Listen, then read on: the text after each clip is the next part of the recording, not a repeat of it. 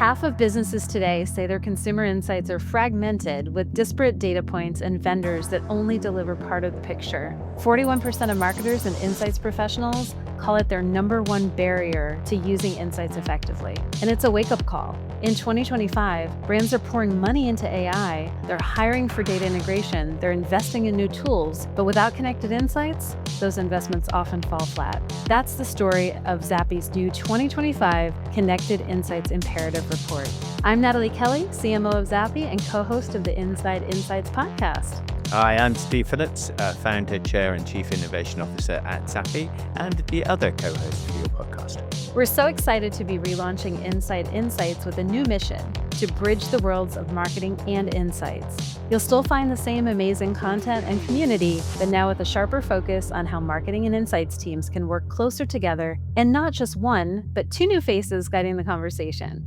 Today, Steve and I are going to be recapping the results of Zappi's new survey of 200 marketing and insights professionals and talking all things AI, which is Steve's core topic, passion project, all those things, and what it takes for insights to deliver true business impact.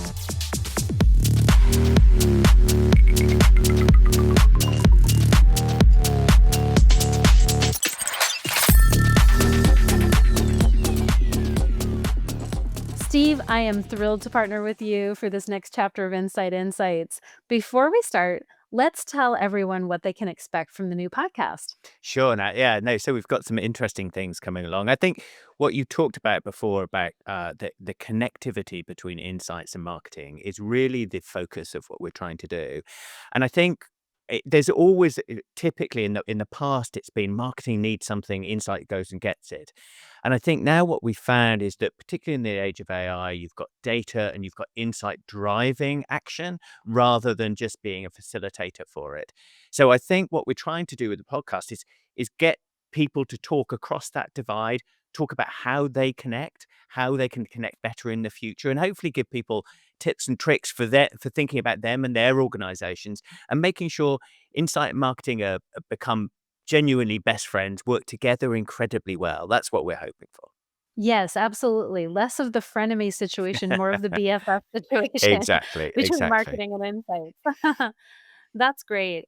So I'm very excited about that and bridging the gap. But I do want to talk about something that relates to this topic of bridging that gap between consumer insights and marketing professionals and strategy.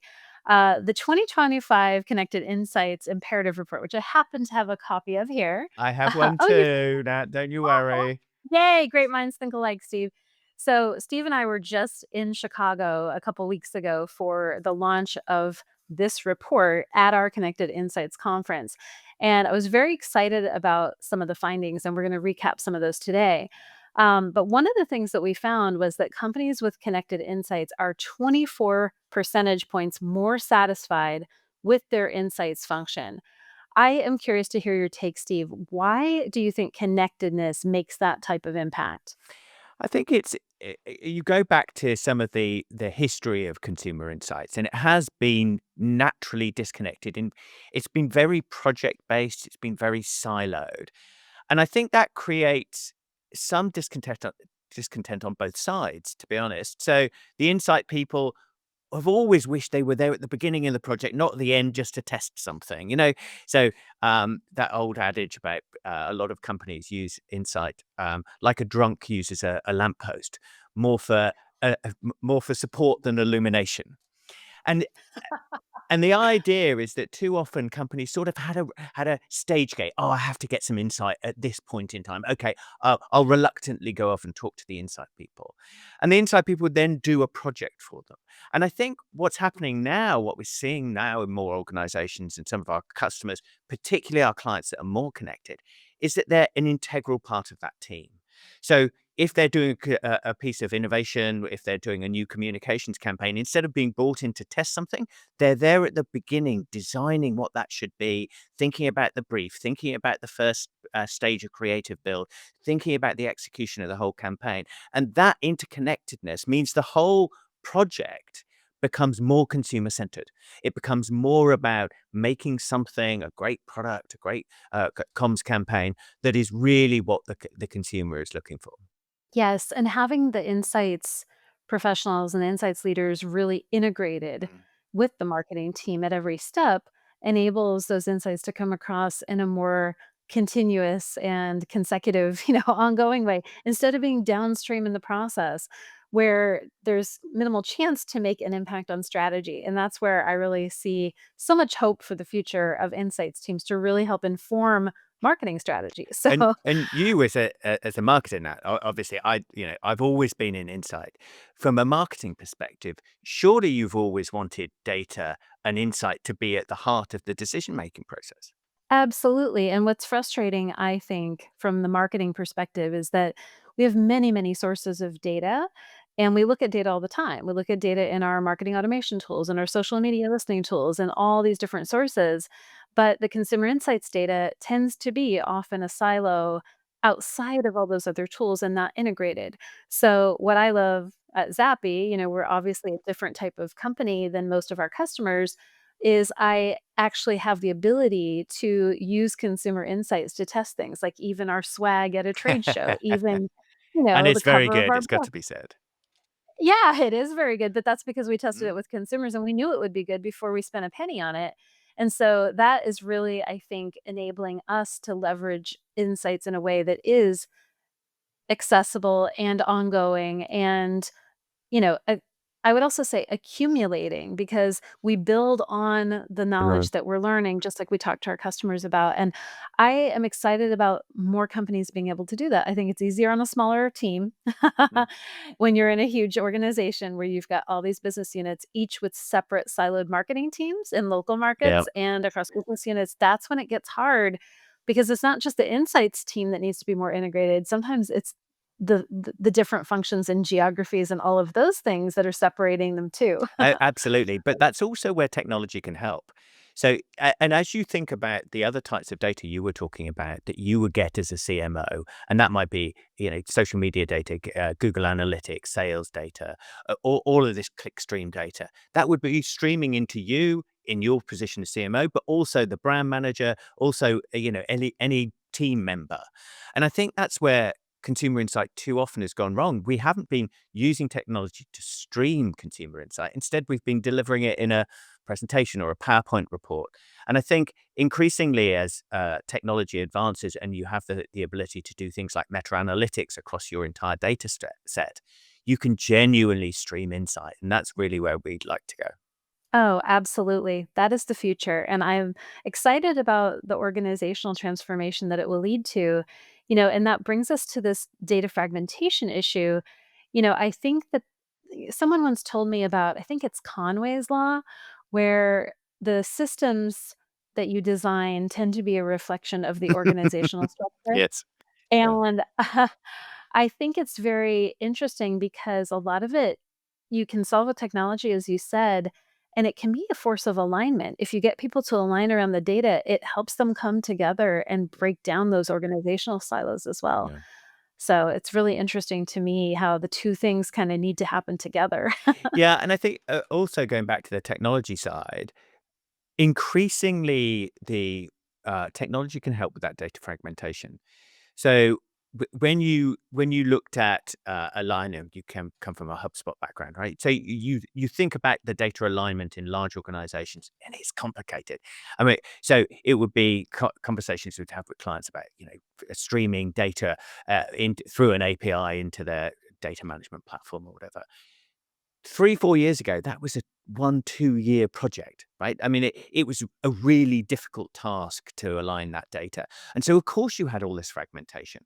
Um, but increasingly now with AI and particularly with agents, it is enabling that data to be aligned, at least at not just a surface level, but at a depth of insight. And you can do it in hours or days instead of months and years. So it's a really exciting time to be in insight and to be thinking about embedding insight in the organization because people always want to know what their consumers are likely to think about whatever it is they're developing. I mean, you'd be crazy not to want to have their opinions involved. And now we can put the opinions, their ideas and their thoughts and their beliefs right at the heart of the decision making process.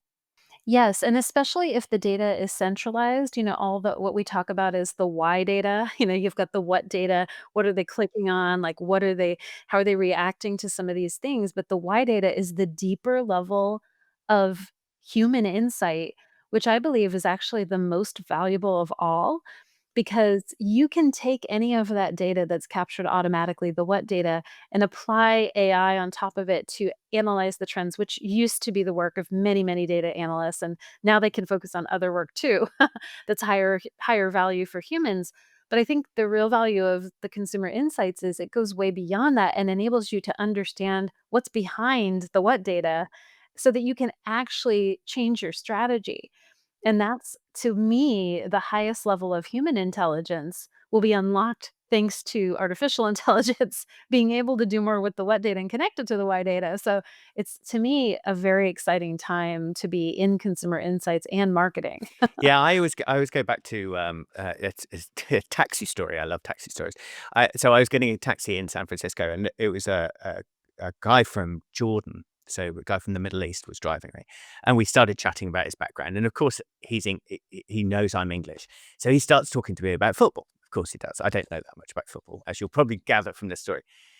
But he asked who I supported, and I asked him who he supported, and he supported Real Madrid. It was either Real Madrid or Barcelona. I can't remember which one. And, and I said, "Oh, that's interesting. You're from Jordan. Why would you support Real Madrid?" And he said, "Oh, well, it's because of Ronaldo." And I love Ronaldo. I had the same sort of life. I came from a single mother. I was really poor, but I see his grit, his work commitment, and I come out there and I've really made an effort to do something with my life, just the way Ronaldo does. And I thought about that from a marketing perspective, because you can imagine a marketeer would know that that person supported Real Madrid. So when you were doing an ad, you might put a Real Madrid sticker in the background. But that's not what really matters. Is not what would motivate him. If you had Ronaldo at a school in the Middle East, that's what the motivation was. And so without the understanding of the what, you really miss out as marketers. And I think that's the beauty of consumer insight. It can really give you some creative leverage to make something that really touches the heart of your consumer. Wow, that's such a great anecdote, and it reminds me of a topic that our listeners will hear about with the NFL interview that we just did with Marissa Solis coming up soon on a future episode this season of the podcast. Sports marketers are capturing a lot of great data, and I think are kind of at the forefront of some of these connections that you just described because they're looking at, okay, why, this person is a fan of this, but they also happen to date someone who is a fan of Taylor Swift, and they'll bring them to the American football game in the case of Taylor Swift and her, very famous fiance. And then, but what types of food do they eat and where do they shop and all of this different data and what are the trends that they're following? Who do they engage with on social media and who are the influencers that they like? All of that data gives you such a clear picture together, but then the consumer insight studies and that data connecting that is where the real power is because you start to round up the picture, fill in the gaps. And it's just so exciting to think what we'll be able to do as marketers to reach people in ways that are relevant and that actually resonate versus blasting the same ad to the same huge, audience without knowing, if it's going to resonate. So the predictive value, I think, is gonna be huge going forward. Yeah, and that reminds me of another of our episodes with the global head of insight from Visa, and to him talking about trends data, because obviously they have all of this wonderful transaction data, so they can see what is happening. They can see whether what types of cruises people are doing, where they're changing the type of cruise when they're on the cruise. And so we talked about in the travel industry trying to understand those trends, and obviously it's a fast moving industry, and it's so fascinating to see coming from that transactional data to start understanding the motivations and the beliefs and the behaviors of people when they're on holiday mode. Wow, that's so fascinating. It makes me think they probably have a better picture of myself than I do from looking at my statement because I sometimes don't realize, "Really? I spent that much on it? Uber that much?" Like, they probably know more than I do about my own, preferences, so that's so interesting. Wow. So I know there's lots of great data to dig into in this report and many, many other things that we might want to share with our listeners. One of them is we, mentioned at the start data fragmentation, and I know 41% of respondents said that that is the single biggest barrier to impact. But what do you think fragmentation really looks like on the ground? Do you have some thoughts to share on that, Steve? Yeah, it's very much because people are going about getting insight in a reactive way. So what Hmm. happens is that you, as a marketer, would have a question. I've got a new idea for an ad campaign. I want to find out whether people would like it. So you go and talk to someone about it. You get them to get some data, and that data answers that business question today. And then it gets thrown Hmm. on a shelf or it gets thrown away, it's literally just tossed away once it's answered one business question. So it will sit in some data asset somewhere. It might be in an Excel spreadsheet or in a PowerPoint file, but no one is thinking proactively about combining all of this data. So defragmenting it or having a system where it wouldn't be fragmented. So instead of, anyone can go out and say, okay, I've got a great new ad campaign. Will this work for young men in Thailand? But if you have been collecting that data in a systematic, structured way for the last 5 years, you can instead ask the question, what type of advertising works for young men in Thailand? So then you can start, once it's not fragmented, once it's in one place, you can start proactively answering questions right up front. You can help inform the brief and inform the creative rather than test it at the end. But until you sit down and say, right, I'm going to make an effort to properly structure and manage my insights rather than react and become an order taker. What we talk about with several of our clients, becoming a strategic partner. And to be a strategic partner, you have to have a strategic view of consumer insights and how you manage it and where you store the data and where you think about it and how you think about combining it. Yeah. It strikes me as you're describing that situation that we know is so common for so many of our customers. As a marketer, I have a lot of empathy for the marketers, on the consumer insights teams are partnering with because they can't get the data fast enough. And I think the fragmentation blocker is what people are realizing is the next area that they need to focus on in order to leverage AI properly Mm. because they realize, "Oh, we would love to leverage this and build an agent around it, but the data's not even structured Yeah. properly and it's not connecting to this data source." And like I can think of so many examples where marketers are being pressured by, CEOs, no offense, and investors to like, hit the Yeah. numbers, Yeah. get the campaigns out, support the pipeline, make sure sales are where they need to be. But there's no time to go and get the insights that you might need to make a campaign better because you've just gotta get it out the door so fast. And so where marketers are often wasting budget is in that they can't connect the dots internally at their organizations and capture that to weave it into a campaign fast enough because a lot of these campaigns take time to build, especially to develop like video assets and creative. You have a storyboard, you have a script, you invest all this time and money, and then later and the consumer can be very fickle. Like one minute they love something, the next they don't. So like if you're working on like a Super Bowl ad and you can't, it's not. I think the point I'm trying to make is it's not just about the data being fragmented. It's about the access to the data being limited and not just in time when you need it. Yeah. And the feed, like you were talking about, the streaming feed of that consumer insights data is what I feel is needed for marketers because otherwise it doesn't matter even if it's not fragmented if they can't get it fast Yeah. enough. Yeah. I know. But I think unfragmenting it is what's going to help. That's absolutely Yeah. right. And you look at our connected insight framework, and that's exactly the journey we're trying to help people on, is moving from that pure fragmentation. And of course, on a Tuesday morning, there's a demand for insight. There just is. That's how business works. But you have to be able to spend some time thinking and structuring a system. You have to proactively decide as an insights team and or a marketing team together that you're going to invest some time and effort and money in creating a system that will enable you, once it's set up and ready, to genuinely have streamed, democratic, full access to insight. So it is work. There's no question about it. And that's what we wrote the book really about, was Pepsi's journey on that process to digitizing their insight department.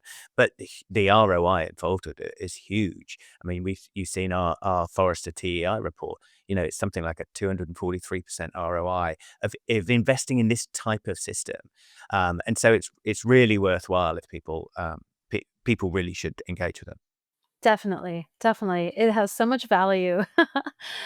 I was just thinking about the data fragmentation issue, and I was reminded of something at HubSpot. I worked on a little project with our data and ops team, and as I was hearing you speak, I remembered, oh yeah, I remember this one.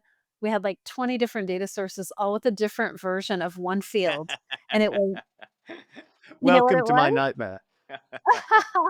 It was UK. Oh, Because yeah, oh it God, said oh God. United Yeah, yeah, Space yeah. Kingdom, capital U United, capital K Kingdom, lowercase United Kingdom, the United Kingdom, comma, the Great Britain? UK, Great, yeah, yeah, yeah, U.K, yeah, Great Britain, yeah. GB. There were all these variations of it, and I was like, "Oh my god, how do we homogenize this data in?" Because that was just from marketing campaign Mm, sources alone. yeah, That yeah. was not even, like, that was just things that were feeding into my marketing automation platform, and so I had to pay engineers to write code that would say, "If it's called this, restamp it to say United Space Kingdom," both caps, like, each case, so it would be consistent in my underlying database, but I had to then run a script to do that every month to basically update all of the wrong United Kingdoms, because I can't get all these other third parties, to do what I want. So we saw in the Connected Insights report that we've just done that I think it's 41% of companies are investing more in AI and data analytics. And I think this is one of the areas that's really interesting at the same time, so you have that on the one hand, and you'll have also seen the MIT report that came out last week that was suggesting that 95% of pilots of AI projects within organizations were failing. And I think there's two things to that. One is AI can answer the type of question you were talking about in terms of connecting that data. It can work out all of those UK, Great Britain, UK, United Kingdom, etc. It's very good at some of that stuff, particularly when it's trained. But also we're at an early stage of this. So of course there are a lot of pilots, and that's okay. And pilots are supposed to fail, right? I mean, if you Yeah, if all your pilots if all your pilots pass, you're probably not being experimental enough. You're probably not taking as right. many risks as you need. So I think we're at this stage where finally the promise of doing what you wanted as a marketer is available. We can genuinely solve the problems. We can genuinely get streaming insights into the hands of people. And it is that combination of connected insights aligned with AI that really will take us to effectively the marketing promised land of understanding and being able to access what people are thinking at any time so you can make smart decisions.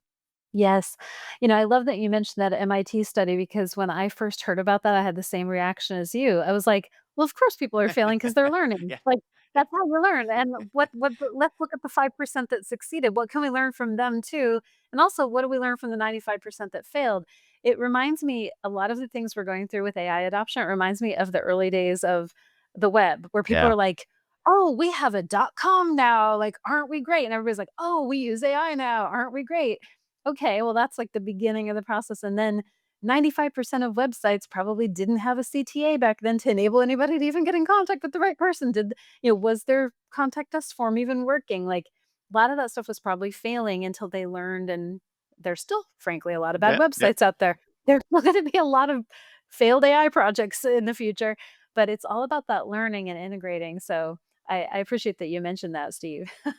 One of the other findings that came through, which I'd really like your opinion on, is that only 23% of companies have a dedicated insights department. And we see this all the time in our clients. Sometimes they're doing the corporate reorganization. So sometimes there's a centralized team, sometimes they're dis, decentralized. Sometimes they're sitting in the individual marketing team. Sometimes they're aligned as insight people. What do you see as the implications of that? Is there any best advice you have from a marketing perspective of would you prefer a separate insight team, or do you want the people as part of your team? How do you feel about it? Well, I think I would love for them to all be using the same technology so that I could have access to Well whatever is said. being used. I mean, realistically, so if I were the CEO of a company and I had a new geography or a new business unit, and I was thinking, okay, I have a marketer and they need an insights person. Where am I going to put them? Mm, I'm going to put them close to the marketer. I want to put them in the market too, because I want them to be close to the customer and I want them to understand the nuance and I want them to understand the marketer. Am I going to say they need to have a dotted line into the insights team? For sure. But would I say they need to report into that insights team? That's another question that I'm not sure, because I don't wanna slow things down. I don't wanna slow down progress, and I certainly don't wanna create more distance between the team that needs to work the most closely together. So, it's an interesting question from an org structure perspective, and I'm sure everyone listening who's on an insights team feels it would be better in many ways to have centralization, but I don't think you can always do that through org structure. I think the fastest way to do it is centralizing people around a common platform. It's just like in the days of the early days of a CRM, which ironically is called a customer relationship management platform, and you don't actually really use it for that. If anything, I think consumer insights platforms are probably more related to customer relationship management. But, for me, like if you go back to the early days of a CRM, like a lot of salespeople would have their customer contacts like on their cell phone or on their hard drive, and they didn't want to put them in because they wanted control over them and they wanted to have them, and they felt like, well, what's the yeah. value going to be? And it's the same thing with insights. If we can get consumer insights into a central platform, then we can learn from everyone and everybody, and we have the ability to really do much more as marketers. Just like when CRM started to have more context, and then we can start to track like how many contacts on this account, how many and how are they moving, what are they doing? Same exact thing. But you can't like today, I think most businesses would have a hard time imagining themselves without a CRM. Yeah. I think in the future, it will be the same. We still have that problem where, sometimes salespeople will hoard their contacts and won't put them in a CRM, but it's progressed. And I think the same thing will be the case with consumer insights. There will still be these little pockets and silos.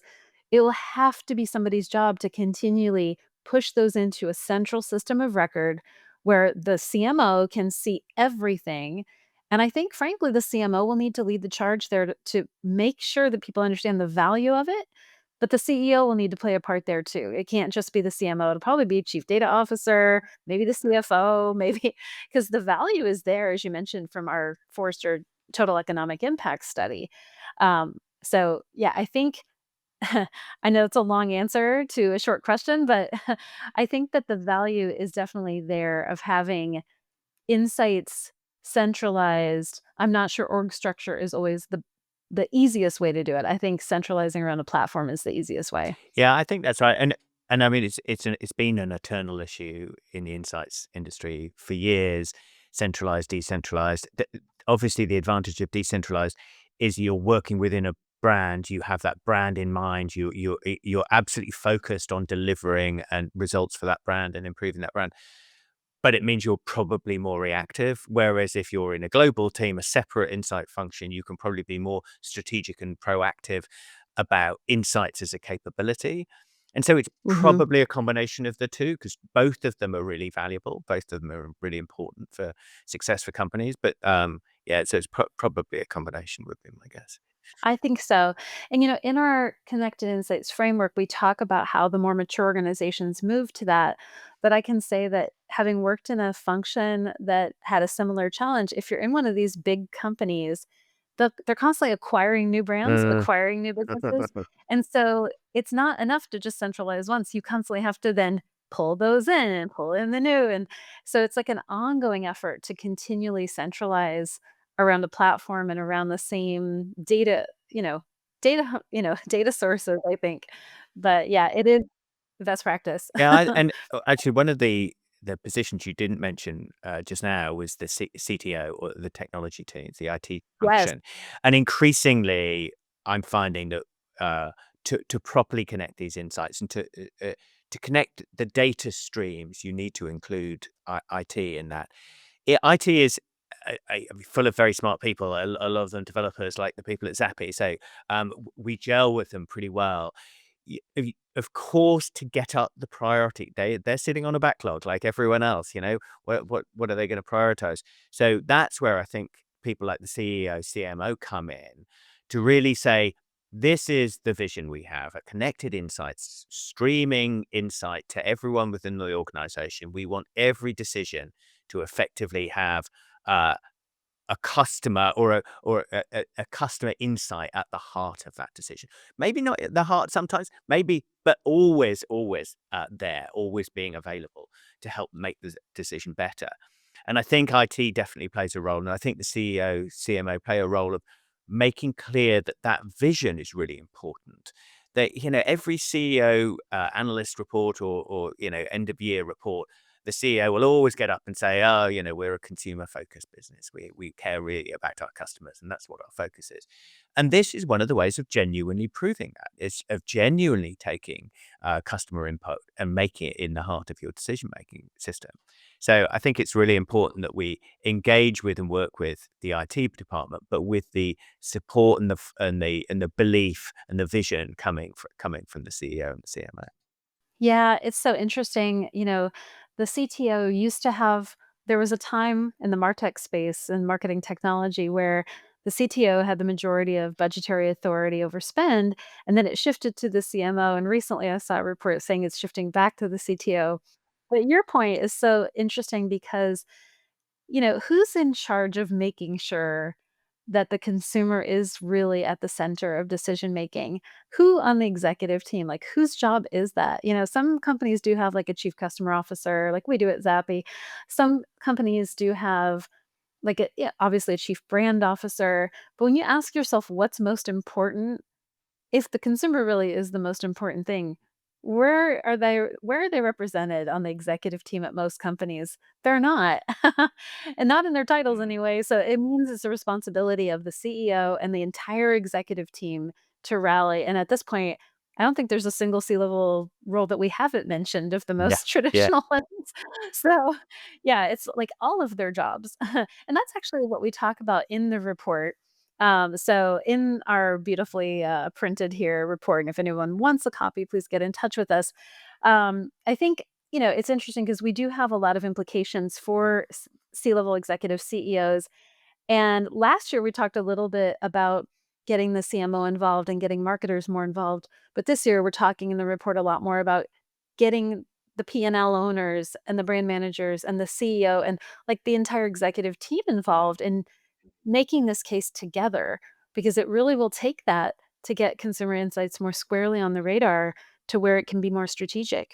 Yeah, absolutely. And I'm a fan of Jeff Bezos and his shareholder letters. And there was one of his great letters, and this is probably 6 or 7 years ago, where he talked about um, having an empty chair in every Amazon meeting room. So if you go into an Amazon office, you go and there's always one chair that you're not allowed to sit in. And that chair is supposed to represent the customer. So that whatever decision is being discussed in that meeting room, are you going to put a new warehouse here or there? What are you going to do with the price packaging? What are you going to do with, add-on features, whatever it might be, that you at least glance over at the chair and think, oh, I wonder what the customer would think. Mhm. And my view is that what the insight industry has to do is be that chair. So we should have a streaming insight so that they can say, "Oh, where should we put the warehouse?" or "What about this feature?" And immediately we can give them advice about how consumers would feel about it, how they would react to it, whether they would want it, why they would want it, so that they can design it, they make the smart decision, but also design that feature, function, delivery system, whatever it is, in a consumer-centered way. Yeah, and I think that's a great point, and the point is the chair doesn't have to be empty No, anymore. no, The consumer exactly, insights leader exactly. can be right there, and they can tell you what the consumer says. It's like all this speculation. Wonder what the customer might think. It's like we don't have to wonder. We can just We can ask, tell you. and look, I can tell you right now. So let's fill the chair, and it's Exactly, got it's got a exactly. name, Consumer Insights. Wow. So we've talked about a lot of the different topics in the report. I did want to mention one other topic, Steve. We noticed last year that companies were just starting to do more with AI. And this year we saw that data fragmentation was the number one blocker. I suspect that's because people are trying to do more with Yep. AI in part, but also a lot of them are now hiring for dedicated roles, as we found in our study for AI. One of the things I wanted to ask you about was this finding that we got a sense of last year, but an even stronger sense of this year, that the consumer insights teams are really the ones that are pushing the envelope on AI.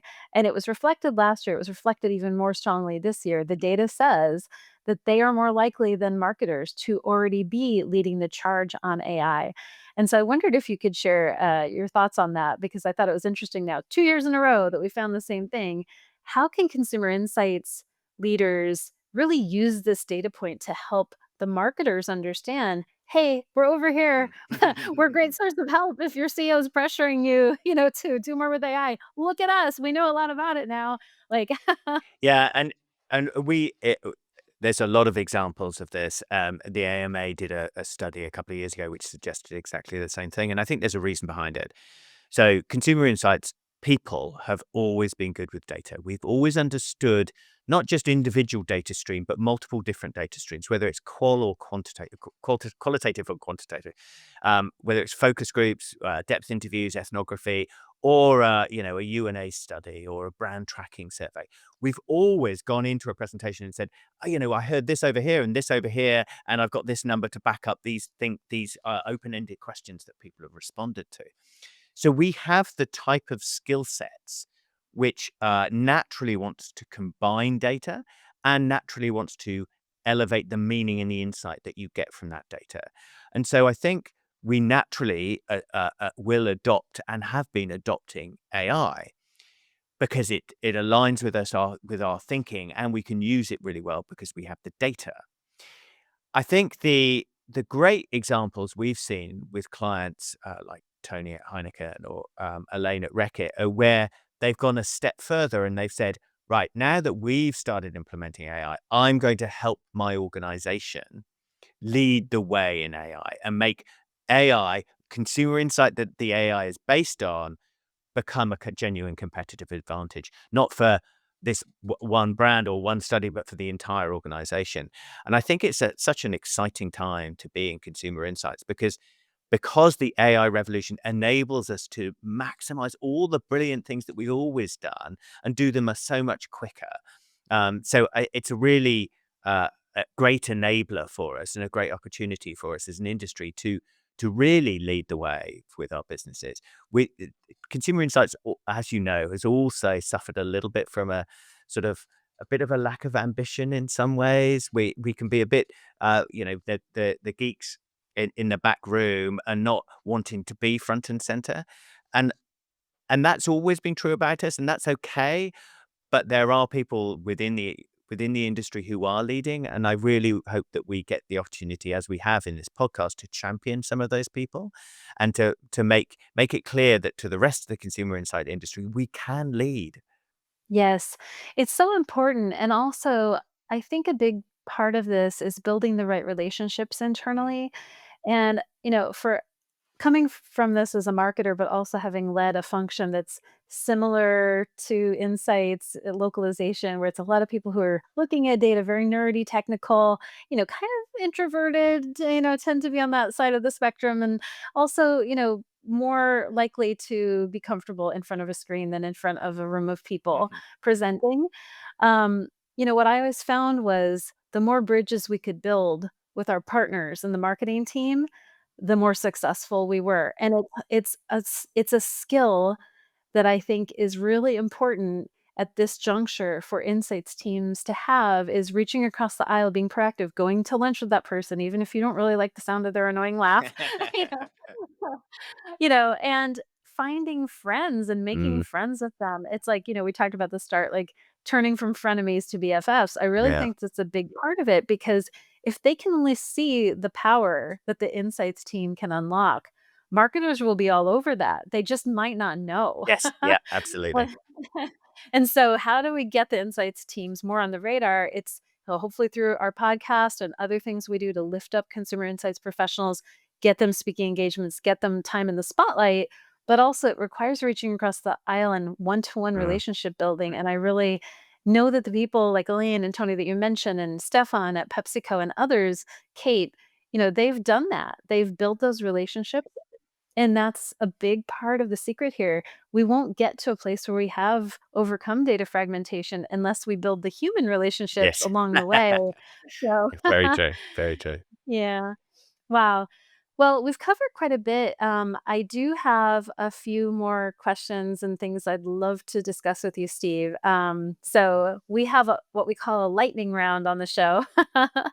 So let's shift gears into our lightning round. These will be quicker questions and quicker answers. So Now ready to go? I'm answering I'm asking some of these as well right now, I Oh, I think so. Yeah. think. Okay, so I'll ask you one and then you can ask me Great. one and we'll take turns. Okay. So, first question, Steve, where will AI play the biggest role for researchers in 2026? I think in 2026, in particularly synthetic is going to be probably the key area because it enables us to answer so many more questions. It's not a it's not a replacement for what we do now, but it's an extension of what we do now. So instead of testing one of your pieces of communications, you can test all of them. So it's a really exciting area to enhance the capabilities that we have now and answer many more best business questions. What about in 2030? Uh, yeah, there is no way of projecting out that far right now. People used to ask, what's your 5-year plan for the business? And I'd always say, oh, well, I thought about 5 years. Now, 2 years is almost as far as you can go, I Even 2 months with AI. think. So, Uh, Natalie, in one sentence, what separates order taker insight teams from true strategic partners in your mind? I think it's the strength of the relationships. So the strength of the relationships between the insights team members and their marketing partners and other partners throughout the business, I think it's related to the trust and strength of those relationships. Can I ask you a quick follow on to that? Again, Yeah. having you been from a marketing perspective, what should insight teams do to strengthen that? What can they do to proactively become genuine business partners to marketing? I think they should treat the marketers with the same curiosity they treat consumer. It's a great answer. I really That's do. I great. think having some curiosity to understand the marketing world, it's interesting to me how many consumer insights professionals I speak with will quickly tell me like, "Oh, well, I'm not from your world. I'm not from marketing. I'm from insights." I'm like, "Well, they're kind of connected, so you are kind of in my world."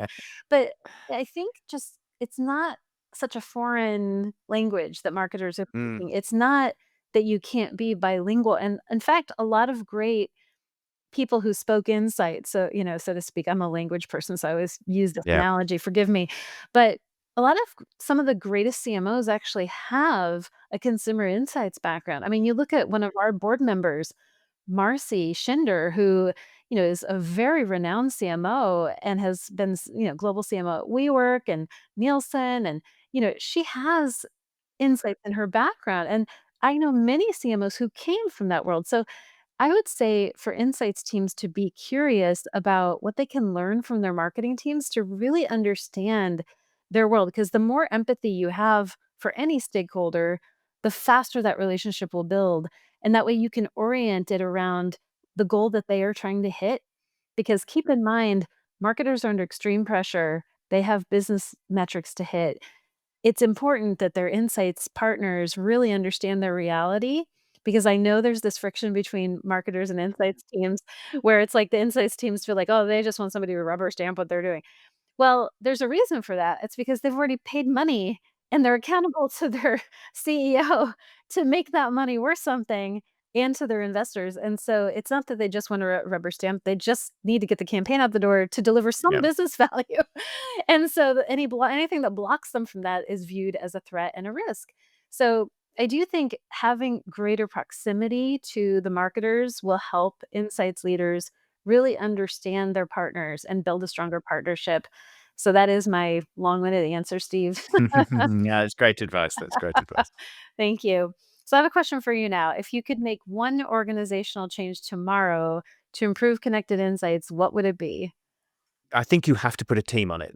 So I would say, and I don't really mind where it is, but I would ideally have a cross-functional team. So I would say to any organization, if you can put someone from marketing and a couple of people from insight, maybe one person from technology, and give them the job of creating a connected insights framework, and that team can kick off, can write the vision, can start looking at what technologies to use, look at how to create, and so some form of a small cross-functional team to at least scope the project, and it's so much quicker and easier than it was 3, 4, 5 years ago to do this. So I would get on with it right now.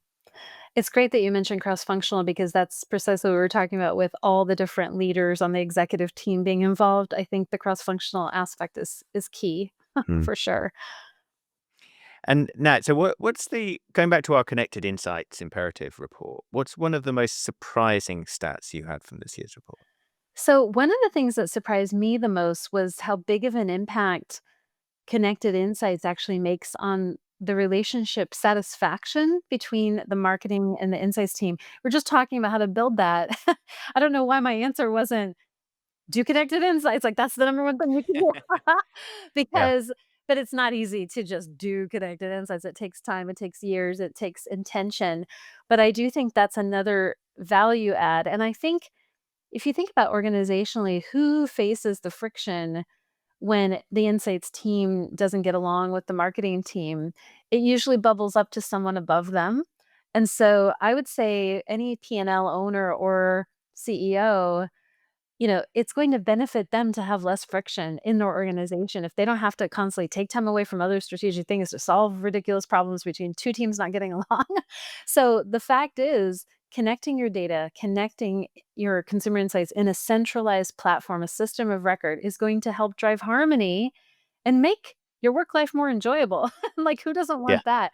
That was a surprising finding for me because, we think about data all the time, we think about technology all the time in our line of work here at Zappi, but the harmony of the relationships internally is actually a big point of friction that slows businesses down and can actually tank a business if they're not careful. So, reducing the infighting, enabling humans to get along better, who would have thought that that is one of the findings? I think it's a surprising finding to me. Mm. So, Yeah, very much so. yeah. Okay, so I have another one for you, Steve. So, finish this sentence. In 2026, insights leaders will succeed if they Play. So I think this is with my AI hat on. You just have to be experimenting. You have to be playing. And I think we're in such an amazing situation. We have such great insight and great data and understanding, and we can genuinely add to the competitive advantage our customers have, our companies have, but only if we really understand the power of these models. And the only way to do that is to go out and play. So just experiment, just try these things. I'm playing with them all the time, trying to build new agents, trying to experiment with what they know and what they can do and what advice they can give and how you can give them data and get feedback from them. So play is my piece of advice. I love that, and I would also suggest to build on that, which is if you're an insights professional and you are doing experiments and playing with AI, share what you've learned with your marketing counterparts. Yeah. Like, get Yeah. in on their radar and encourage them to play with you. Like, like back to frenemies to BFFs. Like, how Yeah. do you Yeah. get Yeah. somebody to do, to build that relationship? Have a good experience with them, work on something together, play on some, with something together with AI. I think it will help drive, experimentation that's, not just in one silo, but across across that divide. So Absolutely. great. Okay, well, that wraps up this episode of the Inside Insights podcast. Steve, it has been great to kick off the season with you. I will say, though, I much prefer sitting next to you at dinner because we both are vegetarians and we always order like all the vegetarian dishes and then we get to try all of them. But if you'd like to contact either Steve or myself, you can find links to our LinkedIn profiles in our show notes at insideinsightspod.com. If you haven't subscribed yet and you want a regular stream of research and insights knowledge in your podcast feed, hit that subscribe button in your podcast app or follow us on YouTube. Okay, that's all for today, everyone. Thank you so much. Thanks, folks.